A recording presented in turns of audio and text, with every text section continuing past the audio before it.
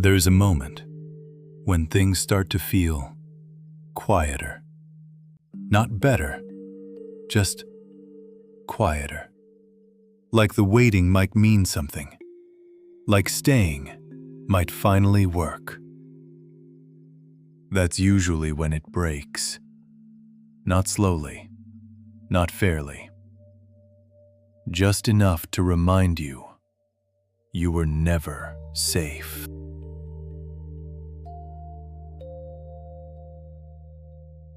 Day 1 passed without ceremony. The door remained closed. Smoke rose in thin, steady lines from the vent above the healer's roof, a sign of fire maintained, not fed.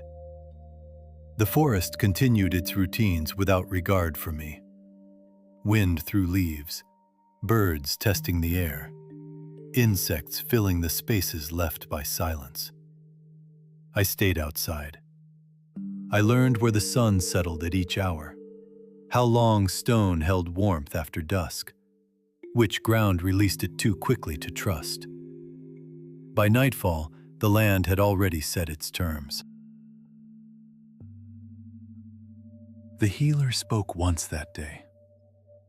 "Water," she said, opening the door only far enough to pass me an empty skin. Her attention stayed on my hands. I filled it, returned it, said nothing. The door closed again. That was enough. By the second day, the rules no longer needed stating. I wasn't a guest.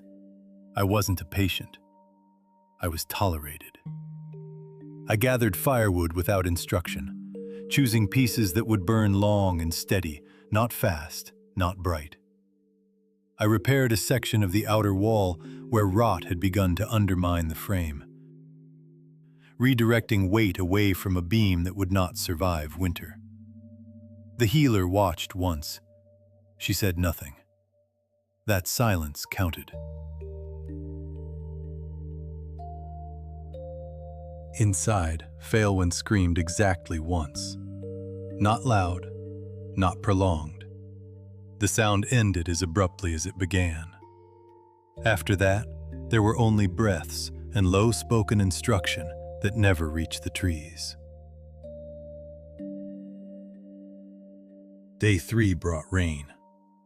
Not heavy, persistent. The kind that settles in rather than passes through. I shifted my bedroll by inches until the ground stopped stealing warmth from my back. I learned which paths slicked over first, which stones failed under honest weight. Guessing stopped, knowing replaced it.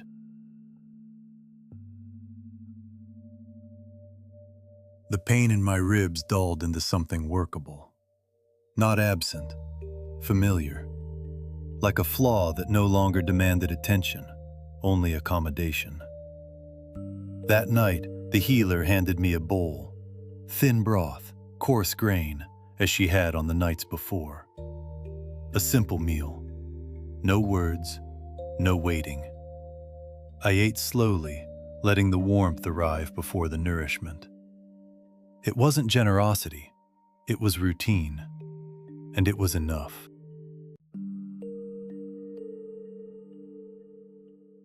By the 4th day, patterns had settled. The healer worked at dawn and dusk, never at midday. Failwind's voice carried more strength now, shorter breaths, fewer gaps between words. I didn't see her. I didn't ask. Instead, I learned the land, not with marks, with memory. Slopes, blind corners, places where sound carried farther than it should, and places where it disappeared entirely.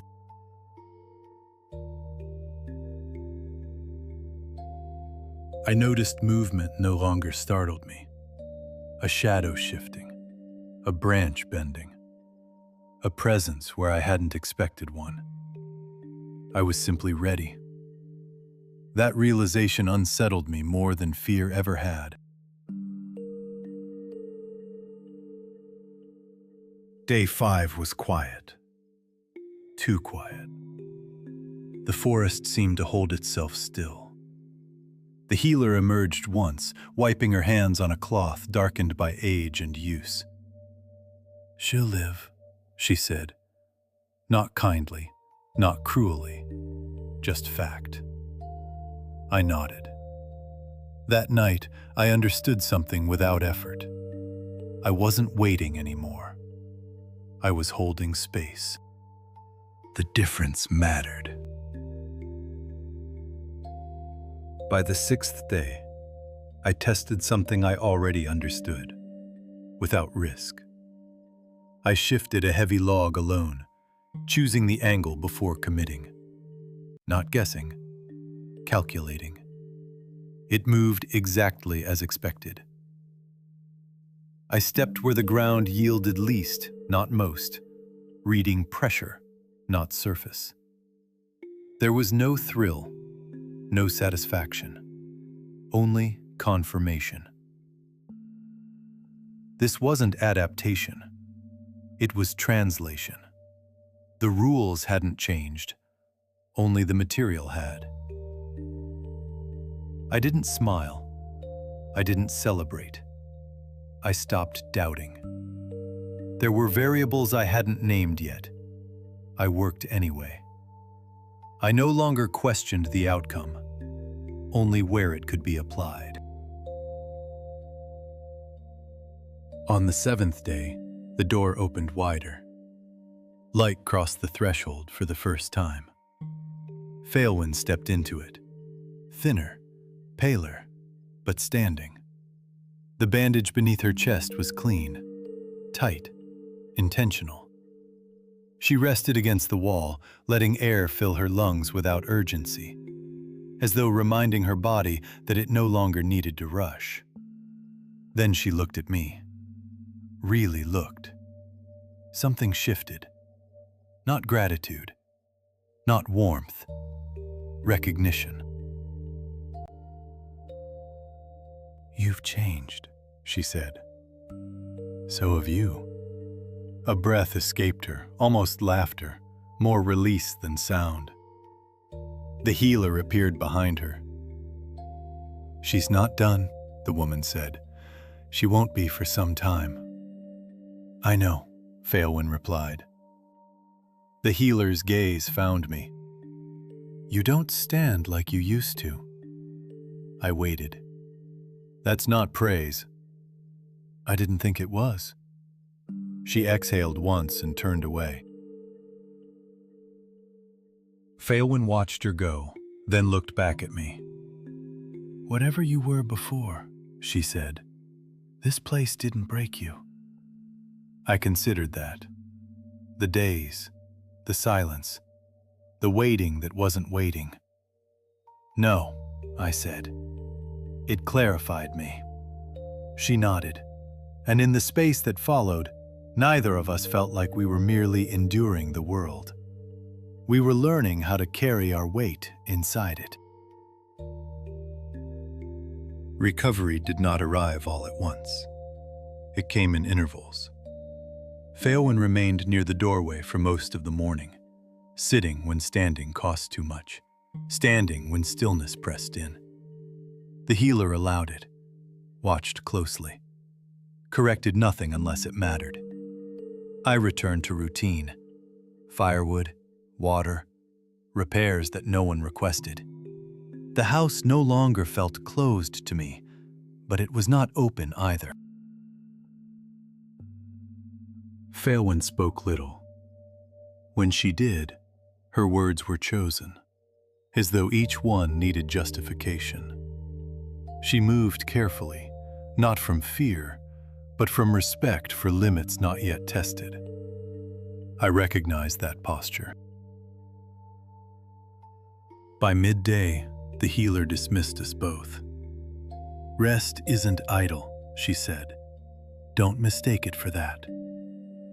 Phaelwyn leaned against the wall again, eyes closed, breathing measured. I stayed where I was, not close, not far. Presence, without demand. Later, When the light shifted and the forest resumed its afternoon sounds, Phaelwyn opened her eyes. "You didn't leave," she said. "No." Not explanation, just statement. She nodded once, accepting the answer as complete. We said nothing for a long time after that. Silence no longer felt like something to endure. It had weight, shape. It held. Somewhere along the way, it became clear that staying was not the same as standing still. We left at first light. Phaelwyn wore the healer's cloak, a hooded garment, old and weather-worn, its fabric softened by years of use rather than care. The hem was frayed. The color had faded into a muted brown. It wasn't armor, but it shielded her from the morning air, concealed the bandage beneath, and allowed her to move without inviting attention. It rested on her shoulders with a quiet dignity that didn't ask to be noticed. The healer didn't follow us past the threshold. She watched until we reached the line where the old road began to remember itself, stone pressed thin beneath moss and time, then turned back inside without a word. The door closed gently. Nothing was added to the moment. The forest opened slowly as we walked. Not welcoming, not hostile, just present. Phaelwyn kept the pace measured, not guarding me, not guiding me away from danger, simply moving with the discipline of someone who understood how far a body could be pushed before it began to push back. We hadn't gone far when she stopped. Not suddenly, deliberately. She stood still, listening, not for sound, but for absence, the kind that didn't belong to morning. I waited. She didn't look at me at first. "When you arrived," she said, "you didn't fit anywhere." I frowned slightly. "I still don't." She turned then, really turned. "You do now," she said. The words caught, not sharply, but deep enough to hold. "How?" "You change things," she replied. "Not loudly, not on purpose."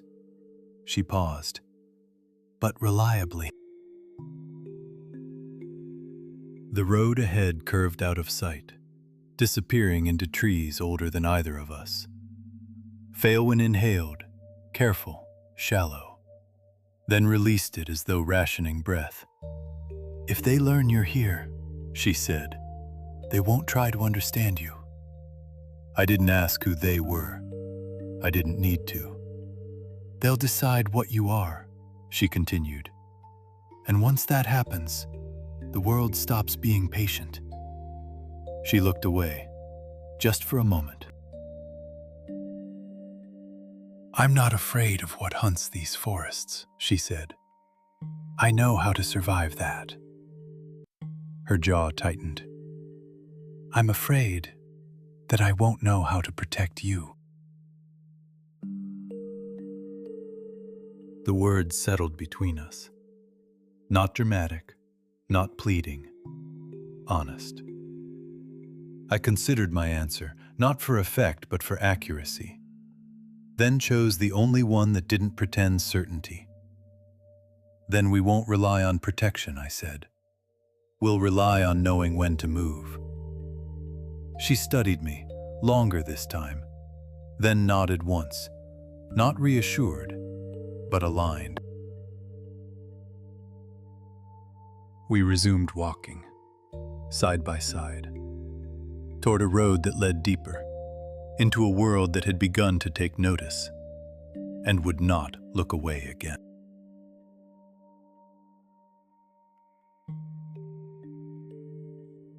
Aurenfall revealed itself without ceremony. Stone rose along the mountain's shoulder in careful layers, buildings stacked instead of spread. Roofs angled steeply against winters that demanded respect. The air was thinner here, clean enough that sound traveled farther than it should have. Metal rang sharp and clear. Hammer on anvil. Steady. Repeated. Certain. The city worked. No walls marked its edge. No gates declared entry. The climb alone decided who belonged. We entered among merchants and laborers, already deep into their day, their movements practiced, as if shaped by elevation rather than choice. Stalls filled the lower terraces. Rope, grain, cured meat, iron tools. Goods chosen for endurance rather than beauty. Everything here had learned to justify the space it occupied. Phaelwyn moved easily beside me, the healer's old cloak settling into the city's muted tones. No one stared. No one reacted. Elves were known here. Strangers were measured quietly. I felt it in the way eyes passed over me. Not suspicion, not hostility. Awareness. My clothes were wrong. Not enough to bar entry, but enough to be noted. Phaelwyn noticed. She led me to a small armor stall set directly against the rock face. Nothing decorative hung there. Only pieces worn thin by use, repaired more often than replaced. Her old armor was gone, abandoned in that forest, with blood and decay. Whatever it had once been, it belonged to a different road. She chose a new set carefully, lighter, simpler, built for travel and attrition, not glory. Coin exchanged hands. The matter ended. Then she turned toward a nearby clothing stall. Wool, smoke, rough-spun fabric. She lifted a tunic, measured it against my shoulders with her eyes, then nodded. "You'll stand out less," she said. I didn't argue. When I changed, the difference was immediate. I still wasn't from here, but I no longer disrupted the street simply by existing in it. "That will do," she said. Only then did she lead me away from the market, toward a narrow place where heat drifted from a low doorway. Food. Inside, the meal was simple. Dense bread, stewed roots, a thin cut of meat, slow cooked until it surrendered. Nothing sweet, nothing wasted. Phaelwyn paid without comment. We ate in silence at first, the kind that wasn't uncomfortable, just efficient. "This city," she said at last, her voice calm and even, "runs on structure." I stayed quiet, letting her words settle. "Inns don't take good intentions," she continued gently. "They take coin." For a brief moment, her eyes found mine, steady, unreadable. "You can't stay where I'm staying." There was no cruelty in her tone, no apology either, just the simple weight of truth. "I can't pay for your room," she went on softly. "Not because I wouldn't, but because if I did, this city would start making choices for you, before you've had the chance to make them for yourself." I understood, more than I wanted to. She rose then, smoothing her coat as she did. "But," she added gently, "you shouldn't be sleeping in the street." She led me through narrower paths, away from the lantern light and the fading noise of trade, until iron and smoke gave way to the softer scent of hay. A long wooden stable rested against the slope of the hill, its walls warmed by the slow, steady breath of animals within. Near the entrance, a half-asleep stable hand lingered, barely glancing up as we approached. Failwind slowed, then stopped. "For tonight, this will do," she said quietly, almost as if not to disturb the dark. Her eyes moved over the structure once, thoughtful but calm. "It's dry, safe enough." The night settled around us in a gentle hush. "And it won't cost you more than you can afford," she added, her voice steady, practical, but not unkind. I nodded. She turned toward the upper terraces, where lamplight traced the line of an inn tucked close to the mountain. "I'll be there if you need to find me," she said softly. Not an invitation, just a location. Then she left. I stepped into the stable. Warmth settled around me as the sounds of the city dulled outside. Horses shifted in their stalls, unconcerned. They were ordinary. No altered shape, no unfamiliar feature. Just horses, built the way I remembered, moving with the same weight, breathing the same warmth into the air. In a world that had already rewritten so many rules, their normality stood out by refusing to explain itself. Night had long since bled into the streets, but the city didn't notice. There was no pause for arrival, no hush for the uninitiated. I was a passing shape inside a mechanism that never stopped moving, stone and labor turning endlessly, indifferent to my presence. Lying back against the wood, listening to breath that wasn't mine, one thing settled clearly.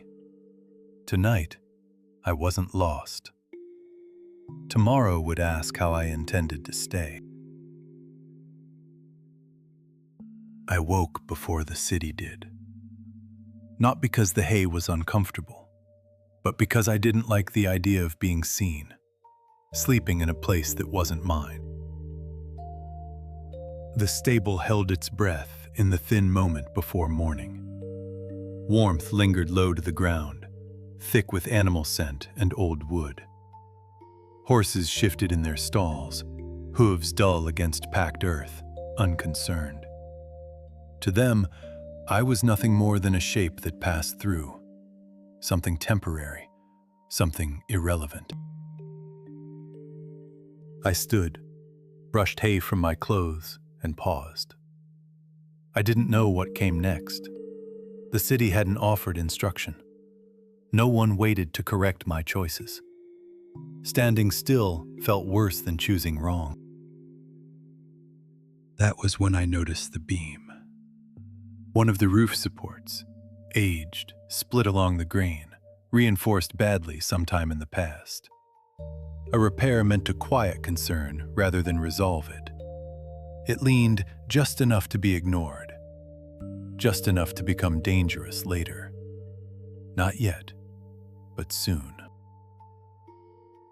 Against the wall rested a rack of tools, a mallet with a chipped handle, a tin of bent nails, scrap timber stacked without order or care, used, leftover, incomplete, enough.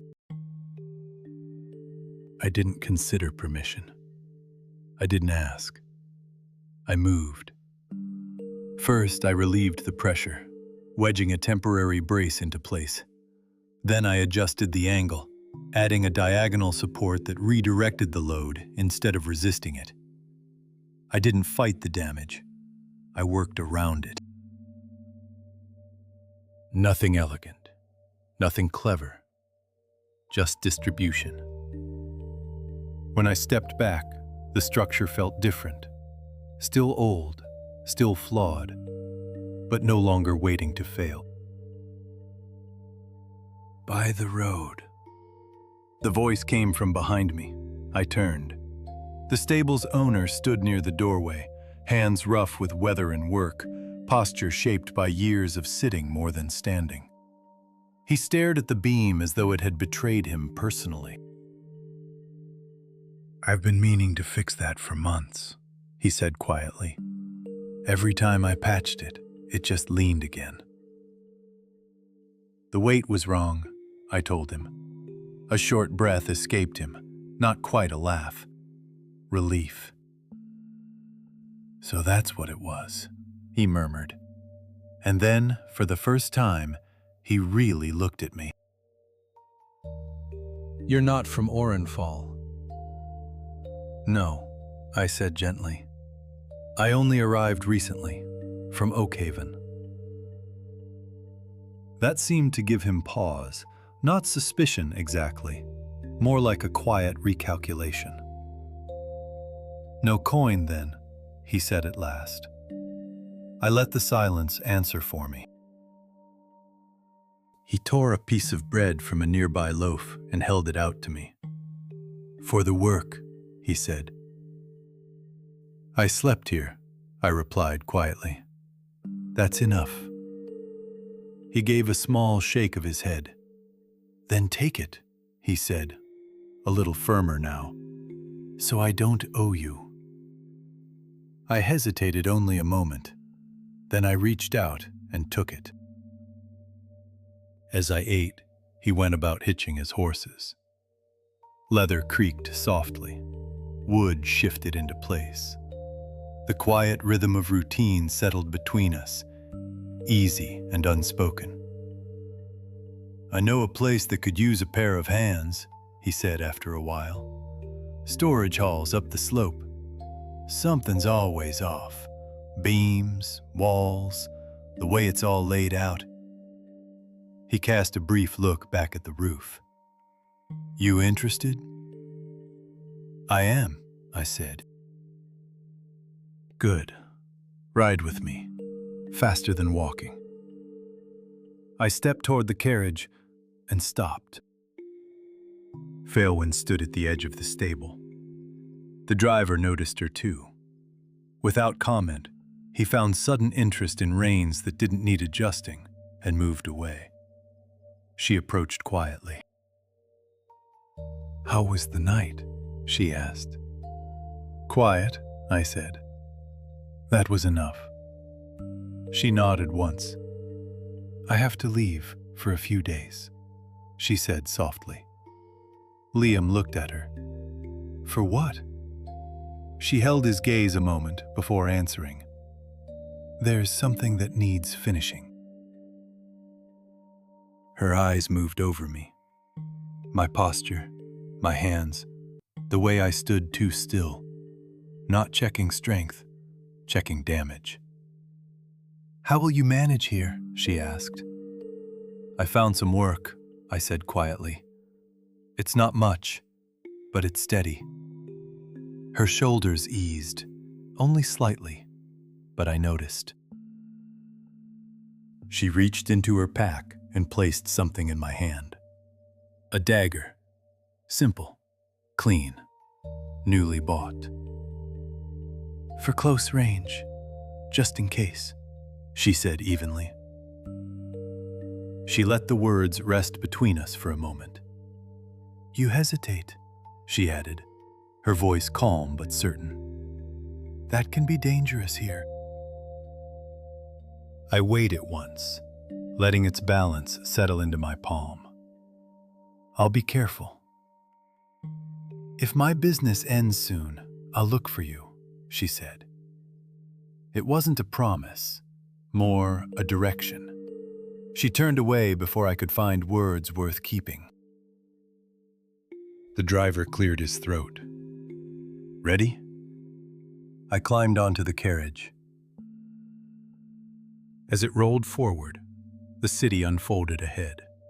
Stone rising in layers, iron ringing awake, motion without pause. The dagger rested at my side, unfamiliar but solid. I was moving forward without anyone beside me, and the road did not slow down to see how I felt about it. The carriage climbed slowly, the horses leaning into the incline without instruction, their hooves striking stone worn smooth by years of repetition.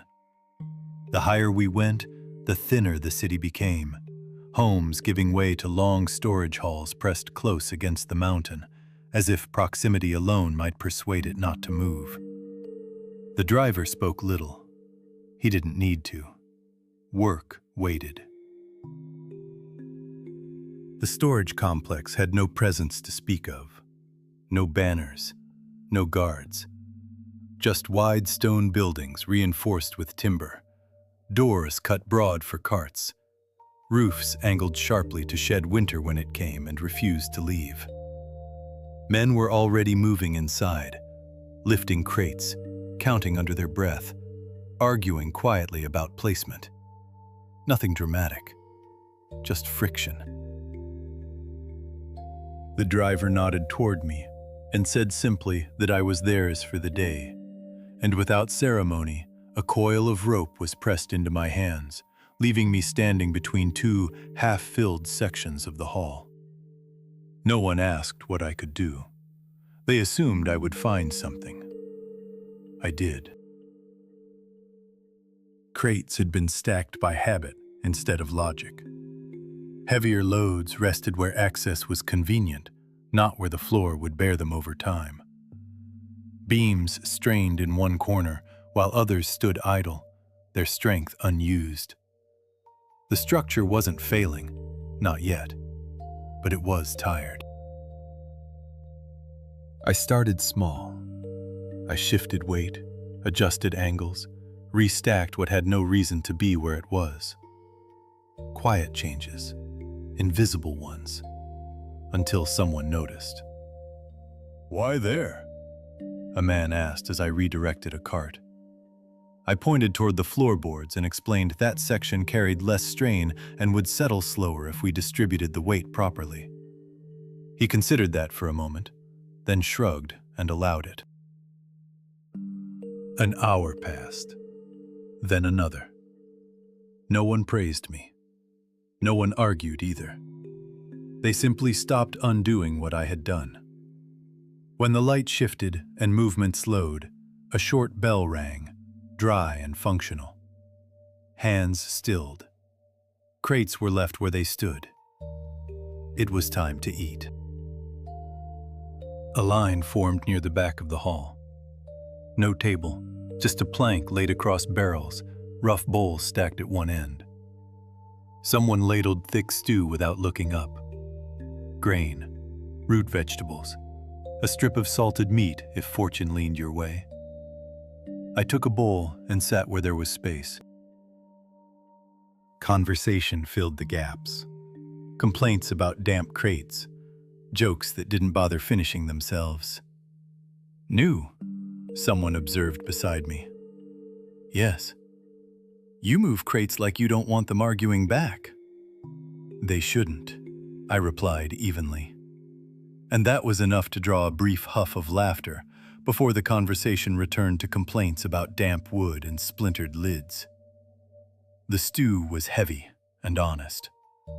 Work resumed after. The afternoon passed without incident. My body hurt, but it no longer resisted. Pain became information. I adjusted. By late afternoon, shadows stretched long across the floor.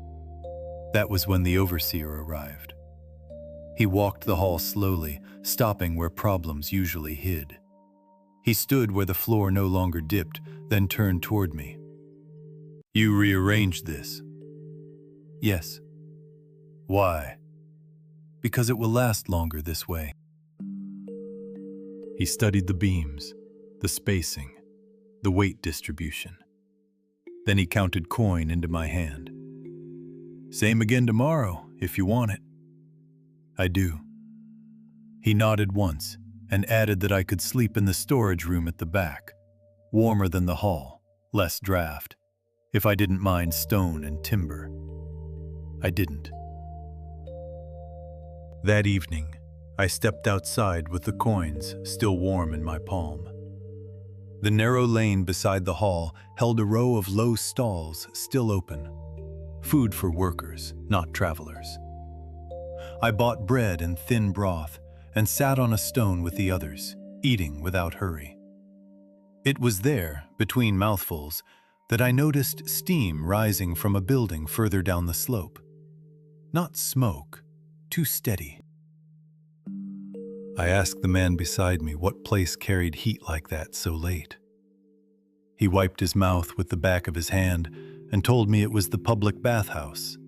2 crown marks for a wash with soap, 3 if you wanted heated water and a clean drying cloth. Worth it, someone else added. Soap's rough, but it cuts the grime. I looked at my hands. Since arriving in this world, I had only washed when necessity forced it.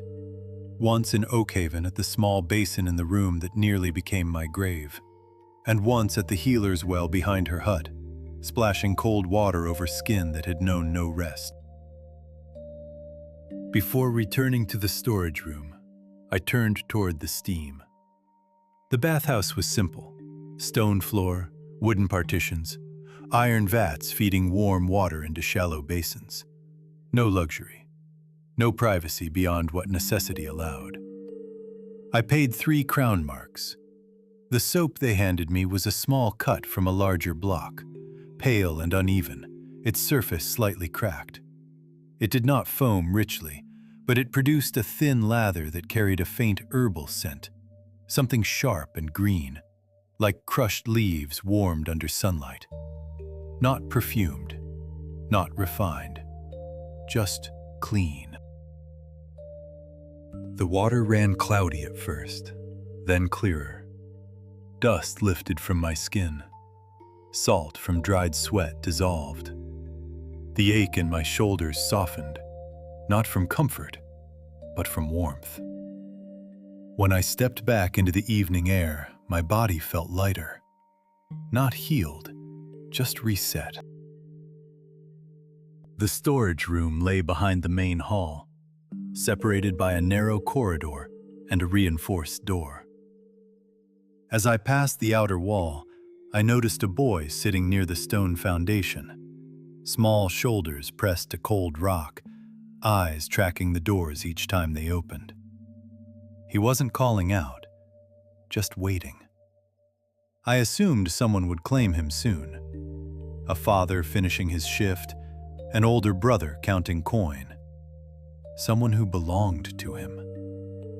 Cities were full of small waits like that. I didn't interfere. I stepped inside. The storage room lay behind the main hall. It held spare timber, empty crates, rolled canvas. Warmer than the open floor, less exposed. A blanket had been set near the wall. No ceremony, no welcome, just space.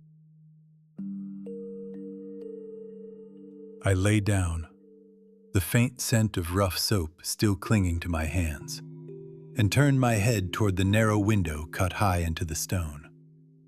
There was no curtain, only night, and 2 moons. They called the larger one Arden. It hung low and pale beyond the rooftops, its broad light steady against the mountain shoulder. The smaller was Alia, higher, warmer in hue, touched with a faint rose-amber glow that seemed almost hesitant against the dark. On Earth, there had only ever been one. Here, even the sky refused simplicity. I watched them for a moment longer before letting my eyes close, listening as wood and stone settled into night. And for the first time since arriving in this world, something inside me aligned with the structure around me. I wasn't surviving through force. I was surviving by understanding what carried weight and choosing where to stand.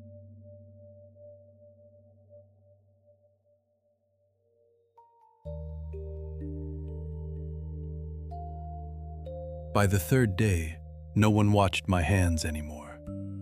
They watched the result. Crates moved where they were meant to move. Paths stayed open. The floor no longer groaned under weight it had never been designed to carry. When something felt wrong, someone corrected it before it became a problem. Not because I told them to, because they had learned how to see it. That morning, the hall was quieter than usual. No carts arrived, no shouting from the upper doors. A few men stood with ledgers instead of ropes, counting, marking, recalculating.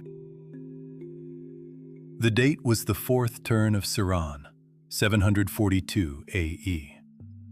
I had noticed it chalked near the ledger board the evening before, and found myself repeating it silently, testing how this world arranged its days.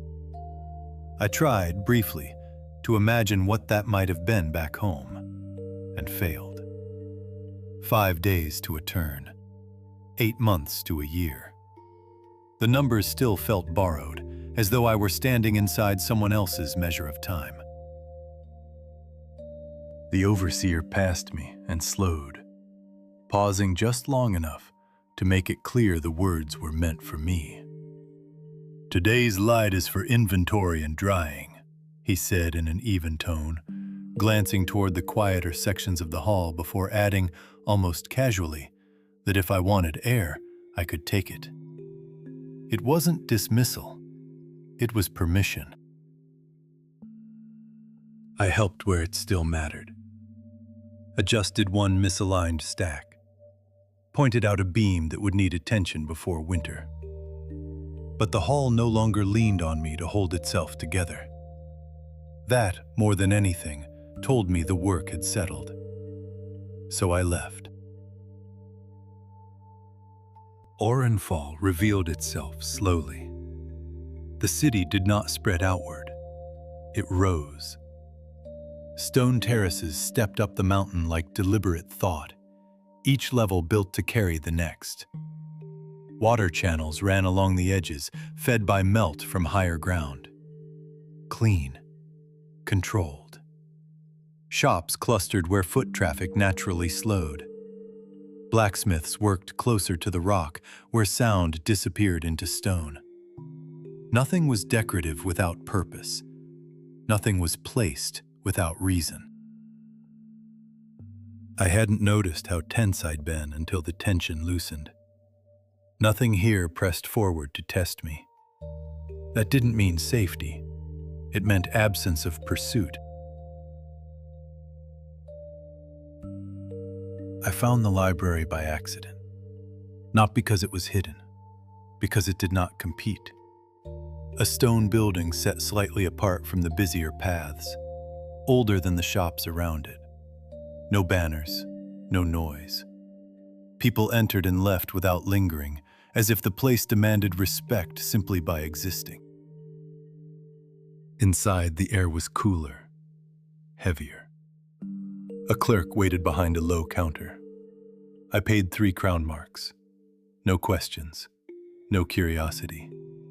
A stamped token slid across the stone, a nod toward the inner hall.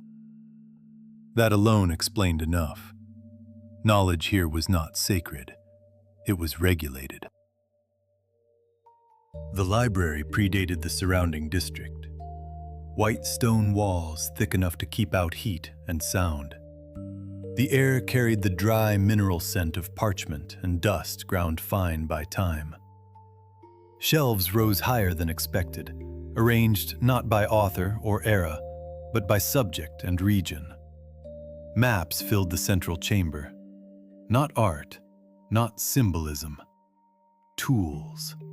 They lay across slanted tables beneath dim glass lanterns, edges worn smooth by generations of hands. I began there. Not with history, with scale. The world was larger than I had assumed. The map did not show scattered kingdoms struggling for relevance. It showed continents, vast bodies of land separated by oceans wide enough to turn travel into commitment. The script should have been foreign. It wasn't. The shapes were unfamiliar, yet the meaning settled into place without resistance. Aletheon lay beneath my feet. Routes marked, currents noted, margins crowded with handwriting layered across centuries. My eyes followed the shapes not for wonder, but for position. Sylvain marked in deeper green. The forest where I had opened my eyes to a world that did not care whether I understood it. Oakhaven followed along the routes, orderly, connected. A city positioned to gather what came out of the wild. Further inland, where the roads began to climb, a shaded region cut across the map. Alathira, the transition forest. Between Oakhaven and the mountain paths leading to Aurenfall. The notes were brief. Unstable paths, predator migration, high fatality without escort. I closed my eyes. The ambush had not been chance. It had been placement. I hadn't been unlucky. I had been ignorant. That distinction mattered. Ignorance could be corrected. Beyond it, further north across the inner sea, rose Vale Caris, mountain spine and forge heart of the world. The ink there was darker, the borders thick, as if the mapmaker pressed harder over stone. Dwarven strongholds, cities carved inward rather than upward. A continent that did not invite entry. It endured it. To the west lay Nyxthera, land of shadowed coasts. South, across the central waters, stood Solmarin. Eastward stretched Kaelsura, where marsh blurred into sea, air went deep. Far to the north, the name was harder to read. The ink thinned there, the letters worn by time. And beyond the last confident line of the map, another continent lingered in fading script, its title nearly lost beneath age and correction. Near the center of the map, written larger than the rest, was a single name, Glyth. I assumed that was what this world was called, the place I was now trying, quietly and without ceremony, to survive. Currency was measured in layers.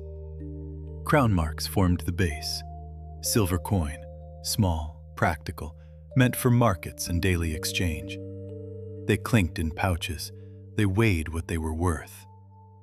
Rons equaled 100 crown marks. They were not coin. They were thin, hardened sheets, treated monster hide, pressed flat, and sealed with a metal emboss bearing guild and sovereign marks.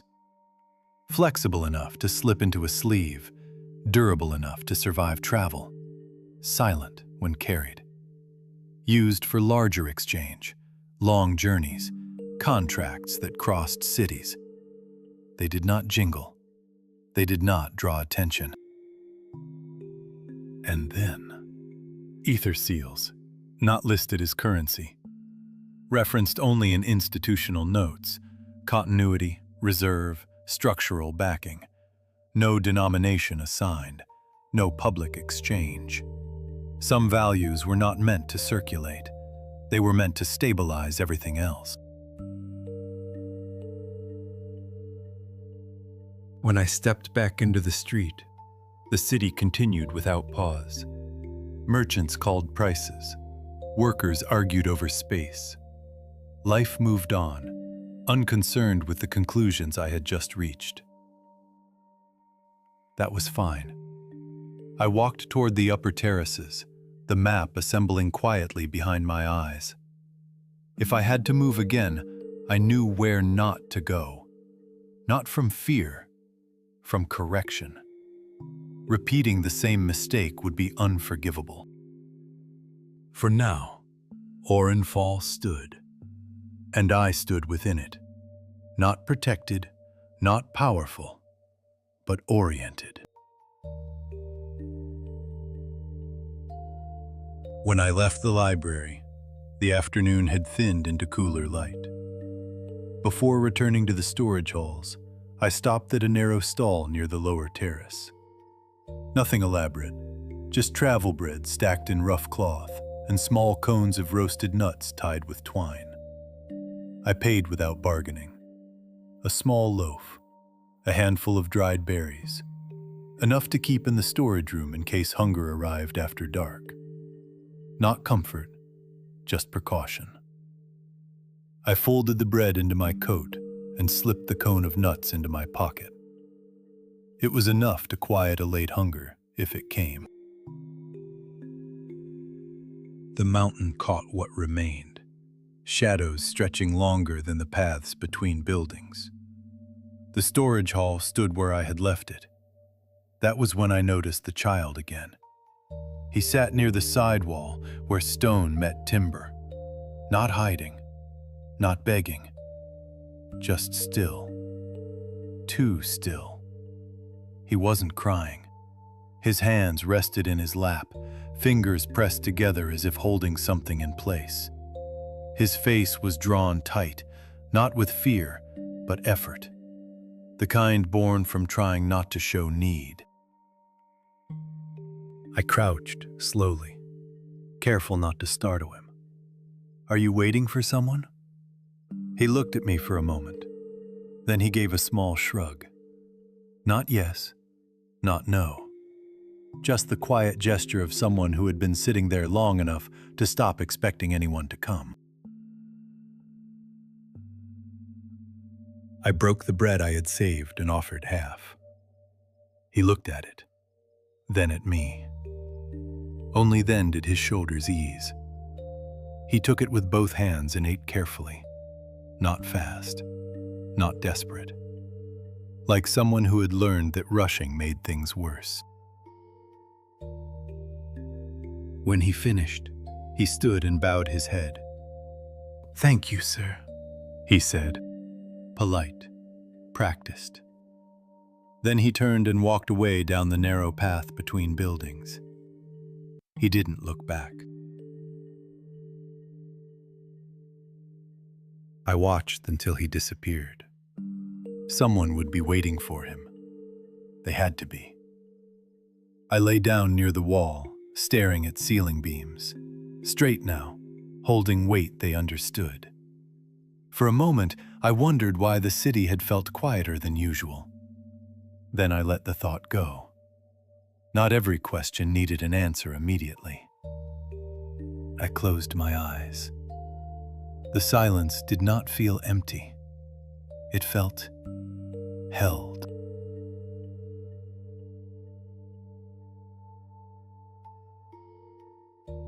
Work settled back into rhythm.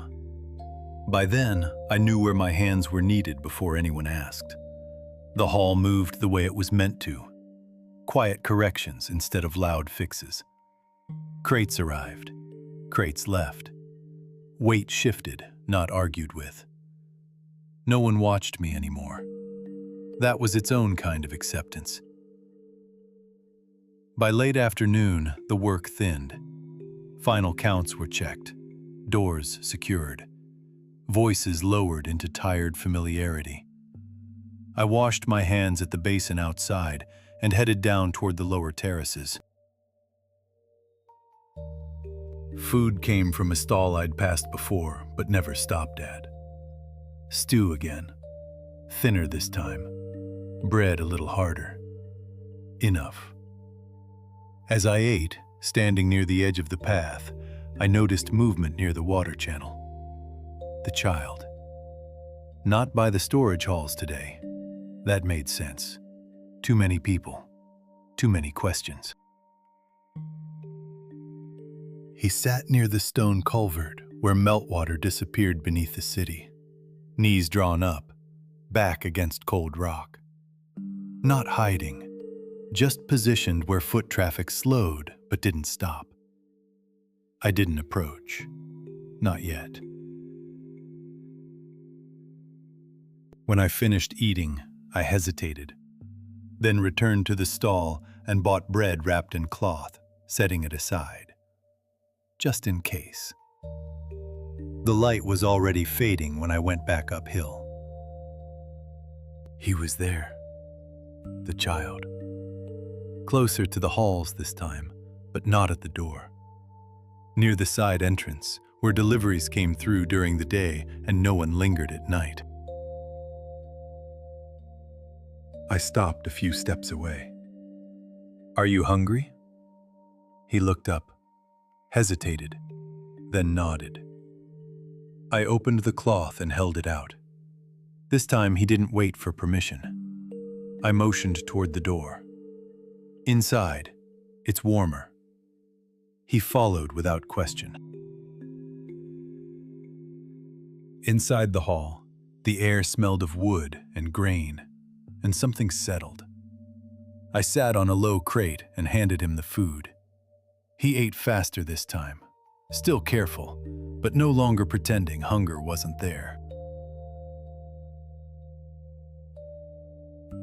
"What's your name?" I asked. "Corin, sir," he said, his mouth still half full. He swallowed quickly, then wiped his mouth with the back of his hand.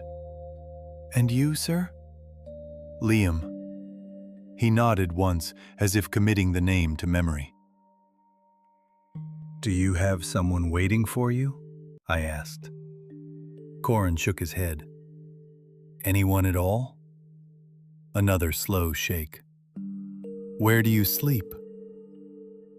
He hesitated, then pointed vaguely downhill. "Under the bridge, sir. Near the old drain.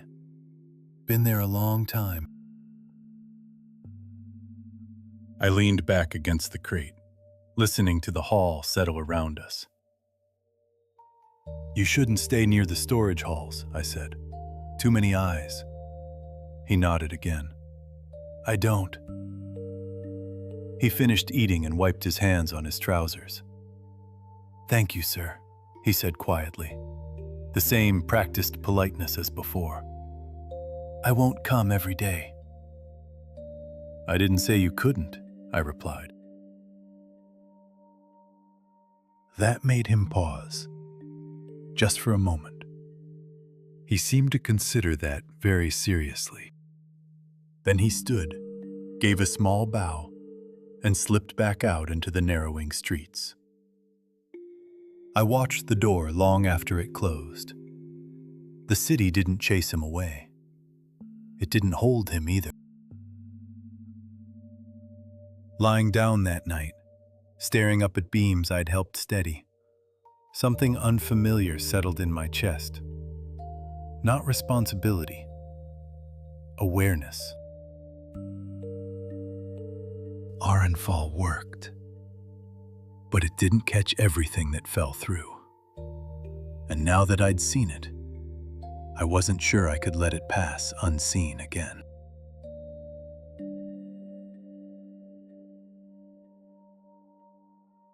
Morning came quietly.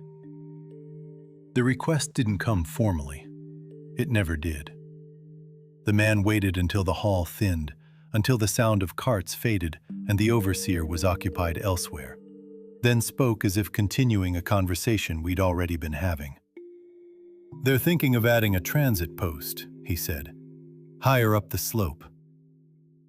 I looked up from the crate I was checking. "For winter," he added, "so loads don't bottleneck when the pass is narrow." That made sense. Aurenfall relied on flow. Break it in one place and pressure shifted everywhere else. "Do they have a plan?" I asked. "Something drawn," he replied, a faint smile touching the corner of his mouth. "Expensive, and you've been good at spotting where expense doesn't actually do much." It wasn't a compliment. It was a reason. I wiped my hands and followed him to a side table where rough plans lay spread beneath a few stones. The markings were neat, confident, too confident. I didn't see fraud. I saw habit. "They want it here," he said, tapping a point too close to the ridge. "Stone hauled from the valley, formal facing." I studied the slope before answering. The wind will hit it wrong, I said quietly. And you don't need cut stone for something meant to be temporary. He frowned slightly. Temporary?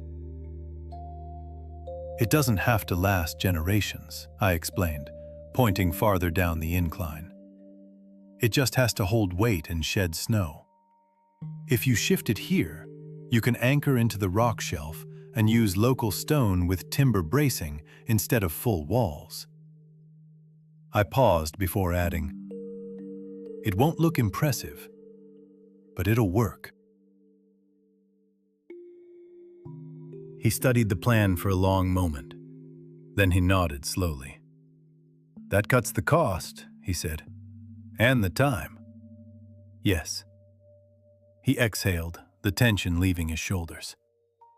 I'll tell them. That was it. No argument. No questions about who might be affected.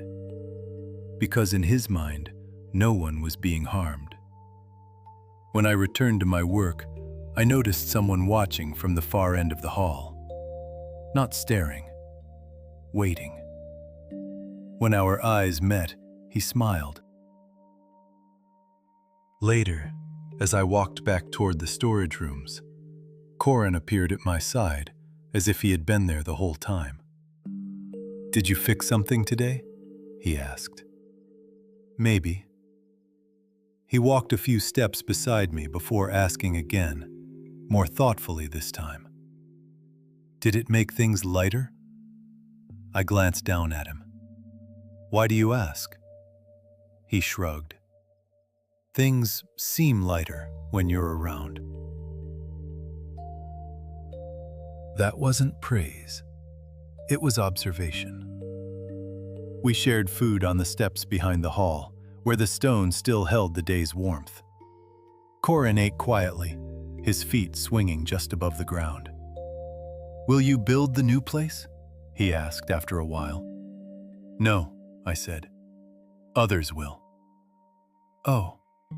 He considered that for a moment. Then you'll fix something else? Probably. He nodded, satisfied with that answer.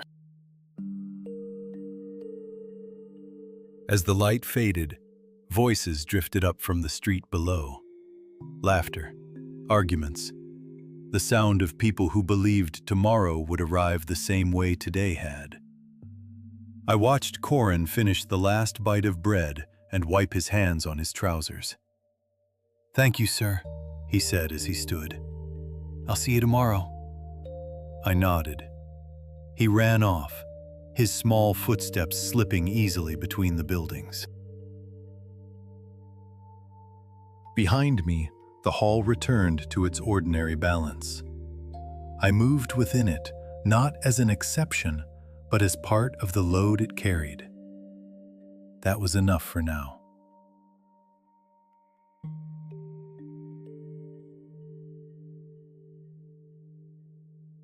The days that followed settled into something that almost felt steady. Work adjusted to the new layout without complaint. Talk of the transit post thinned into routine conversation. No one argued. No one confronted me. 3 days passed, then 4. Long enough for the hall to feel balanced again. Long enough for me to begin believing the quiet might last. The day itself moved without resistance. Crates shifted where they were meant to go. Numbers aligned. Voices stayed low. Nothing broke badly enough to demand attention. Since arriving in Aurenfall, the city finally felt as though it had decided to leave me alone. By noon, Corin was waiting near the hall again, sitting where the sun warmed the stone. He didn't wave. He didn't call out. He simply waited, as if patience were the safest way to exist. I handed him food, and he accepted it with the careful gratitude he never exaggerated. Thank you, Liam, Corin said softly, his voice already more relaxed now. He broke the bread in half, as if he had learned not to take more than he needed. He ate the way children who had known hunger always did. Fast at first, then slower when he realized the food wasn't going anywhere. As he ate, his movements gradually slowed. For a moment, he seemed to consider something. He hesitated, then reached into the pocket of his coat. "I made something for you," Corin said, the words coming a little faster than usual. He pulled out a thin cord of rough fiber, twisted carefully and tied into uneven knots. A bracelet. "It's not very good," he added, watching my face, "but I made the knots tight. It won't break." I slipped it around my wrist, feeling the coarse fiber settle against my skin. "It's good," I told him. "Strong is enough." Corin leaned forward slightly, studying it. Then he reached out and tugged the cord once, testing the knots with quiet seriousness. "See?" he said, almost quietly. "Still strong." "Still strong," I said. His shoulders eased after that. We ate in silence for a while, the kind that didn't need filling. For a moment, the day felt settled. Nothing pressing, nothing waiting to break.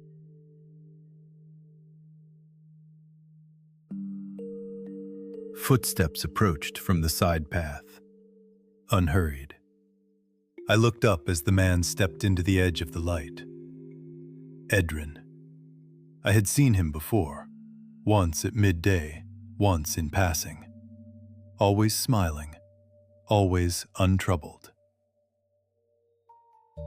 "Evening," he said, stopping just within the dim light. "I was looking for you." "What do you need?" I asked. "Nothing serious," he replied, easy as ever. "I didn't expect to find you here this late." He glanced at the crates, then back at me. "You gave them an idea about the transit post," he continued. "Moved it, cut the stone." "Yes, and made it cheaper. I made it workable." He smiled. "That's what I like about you," he said. "You don't complicate things." The smile stayed. "And in doing so," he added, "you removed something that kept certain arrangements running." I didn't answer. Corin shifted beside me, not stepping forward, just close enough to be there. "Sir, could you give us a moment?" Corin said quietly. "We're almost done eating." Edrin looked at him. For a moment, he said nothing. Metal moved, a dull sound, against cloth. Corin's body folded, inward. Then he fell. The bread slipped from his hand. For a moment, nothing made sense. For a moment, I thought he had simply lost his balance. Then I saw the blood. Edrin stepped back and wiped the blade clean on his sleeve. The world stalled. Sound narrowed into something distant, like pressure behind my ears. I dropped beside him. My hands hovered, then pressed down, as if pressure could return something that had already left. There was too much blood, too much absence. Corin. The name felt smaller than the silence that followed. He had been sitting beside me minutes ago, carefully breaking bread. Now, still.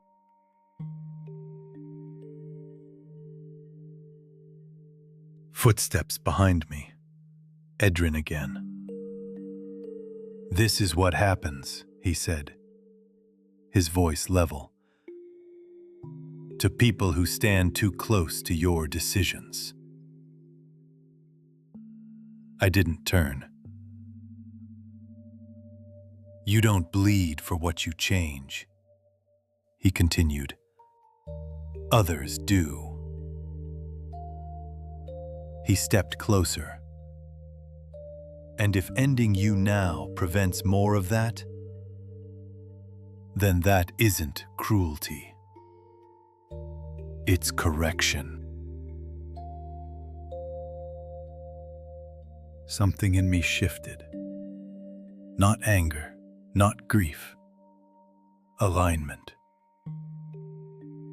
I stood, slowly.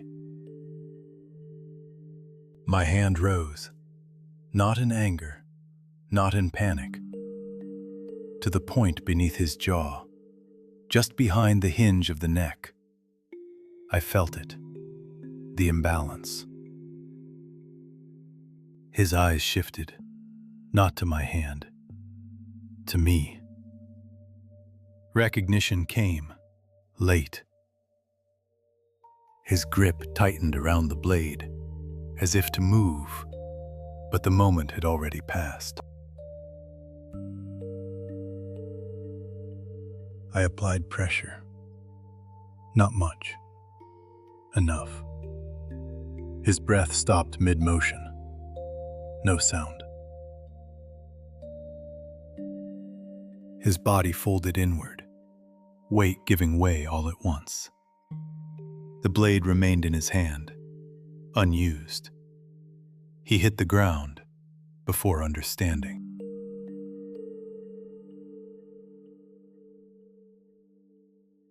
Silence returned. Not all at once. It settled. I didn't move. For a moment, I wasn't sure which part of this was real. Corin lay in front of me, Edrin behind. Two bodies, no distance between them now. My hands were still raised where they had been. Steady. That was what felt wrong. Not the blood. Not the stillness. The fact that nothing inside me was trying to stop it anymore. I lowered my hand, slowly, as if speed might change something. It didn't. The bracelet pressed into my skin. The knots were tight. Corin had made sure of that. Human life was fragile. Not in theory, not at a distance. Here. It ended without warning, without meaning, without resistance. My gaze moved between them. Different choices, different moments, same end.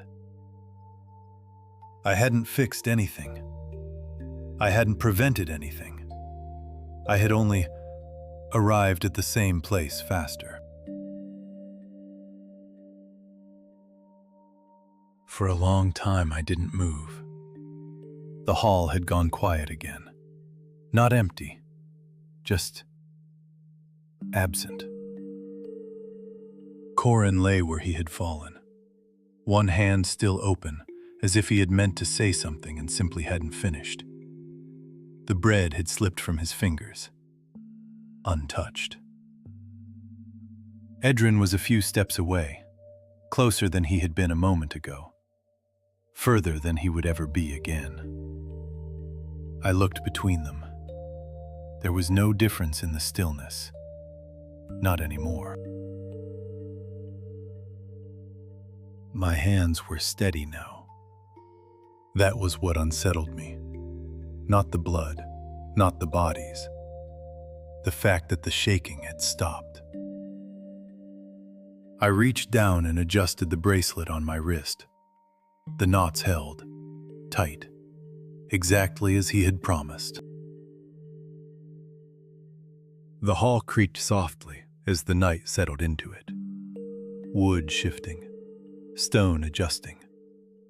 The same sounds that had once felt stable. Now they felt indifferent. Aurenfall had not failed. It had done exactly what it was built to do. Carry weight. Let the rest fall through. And I had mistaken that for safety. I stood, not because I was ready, because staying no longer made sense. There were things that could be explained, questions that could be asked, voices that could be raised. I saw all of it and stepped past it. If I stayed, this would happen again. Not the same way, not the same people, but the same result. I walked out of the hall without looking back. The night air met me without resistance, cool, unconcerned.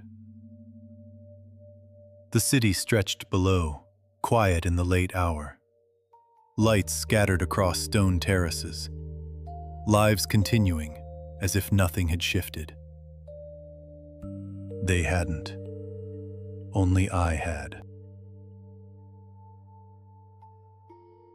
My steps carried me upward, away from the lower streets, away from the paths I had started to recognize. The inclines steepened, the buildings thinned. Stone gave way to narrower paths and darker edges of the mountain. I didn't decide where to go, only where not to stay. The city had almost convinced me that I could belong here, that routine was the same as stability, that sharing food was the same as connection. I knew better now. Behind me, Aurenfall remained, structured, efficient, unmoved.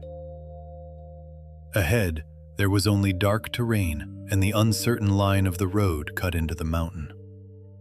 I followed it, not because it was safe, because it was a way.